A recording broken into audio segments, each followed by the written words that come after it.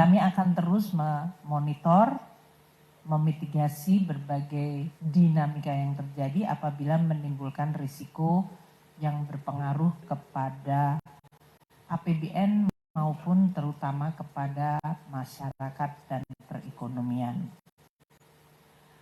Dengan kondisi asumsi akhir tahun 2024 dibandingkan dengan realisasi dan perkembangan yang terjadi dalam 2 bulan ini, maka kita lihat postur APBN 2025 hingga tahun 2025 akhir Februari.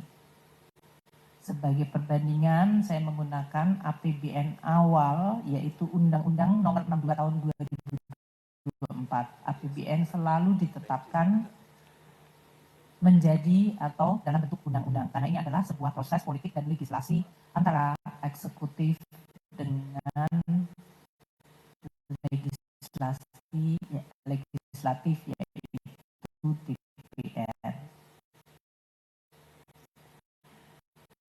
Di dalam APBN yang tertuang di dalam Undang-Undang Nomor 62 2024 disebutkan bahwa pendapatan negara akan ditargetkan 3.005 triliun, di mana penerimaan pajak di 2.189,3 triliun rupiah. Biaya dan cukai menyumbangkan 301,6 dan PNBP di 513,6 sebagai target untuk tahun 2025 ini. Realisasi hingga akhir Februari untuk pendapatan negara adalah 316,9 triliun rupiah, di mana penerimaan perpajakan 240,4 triliun atau 9,7% dari target tahun ini, terdiri dari penerimaan pajak 187,8 triliun rupiah atau 8,6% dari target. Sementara kepabeanan dan cukai 52,6 triliun, ini adalah 17,5% dari target 301,6 triliun di APBN. Untuk PNBP ini artinya 14,9% dari target PNBP tahun ini yang sebesar 513,6 triliun rupiah.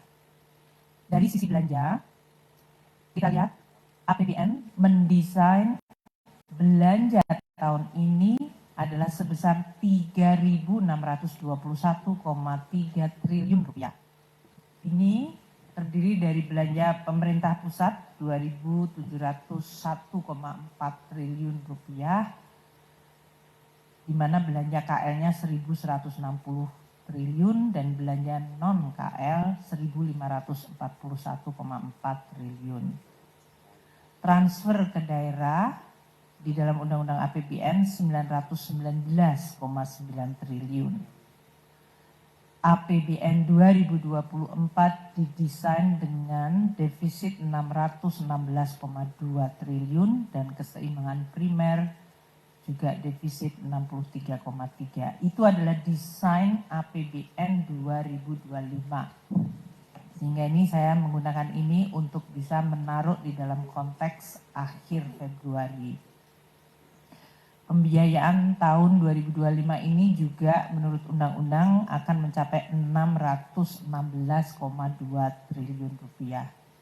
Nah, realisasi yang terjadi untuk belanja negara hingga akhir Februari, ya, dengan berbagai yang nanti akan disampaikan oleh Pak Wamensua, terjadinya impres, efisiensi, dan lain-lain, kita masih melihat belanja negara 348,1 triliun. Realisasi di mana ini adalah 9,6% dari total belanja yang akan dianggarkan tahun ini.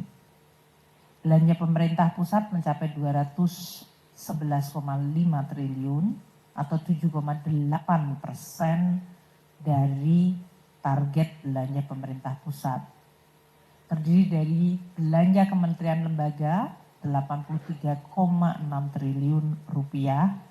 Ini juga sekitar 7,2% dari total belanja tahun ini untuk kementerian lembaga, dan belanja non-KL mencapai 127,9 triliun atau 8,3% dari total belanja non-KL. Untuk transfer terlihat lebih maju, yaitu kita telah mentransfer ke daerah sampai akhir Februari mencapai 136,6 triliun. Dari persentase ini lebih tinggi dari bahkan kecepatan belanja pemerintah pusat, yaitu 14,9% dari total transfer tahun ini sebesar 919 triliun. Untuk posisi 2025 akhir Februari, keseimbangan primer dalam posisi surplus 48,1 triliun. Di dalam APBN undang-undang nantinya kalau itu terlaksana semua adalah 63,3 defisit, jadi masih positif. Sedangkan dari total keseimbangan terjadi defisit 31,2 triliun rupiah untuk posisi akhir Februari, atau ini sebesar 0,13 dari PDB. Saya ingatkan kembali kolom sebelahnya, APBN didesain dengan defisit 616,2 triliun. Jadi ini defisit 0,13% tentu masih di dalam target desain APBN sebesar 2,53% dari PDB, yaitu 616,2 triliun rupiah. Sampai dengan akhir Februari, pembiayaan anggaran tercapai 220,1 triliun rupiah. Ini artinya 2 bulan pertama kita telah merealisir pembiayaan cukup besar, 35,7%. Implisit ini berarti ada perencanaan dari pembiayaan yang cukup front loading, artinya issuance-nya di awal cukup besar. Nanti Pak Tommy menjelaskan. Saya akan memulai dengan kondisi ekonomi sebelum nanti akan diteruskan oleh para wamen untuk pendapatan belanja dan pembiayaan.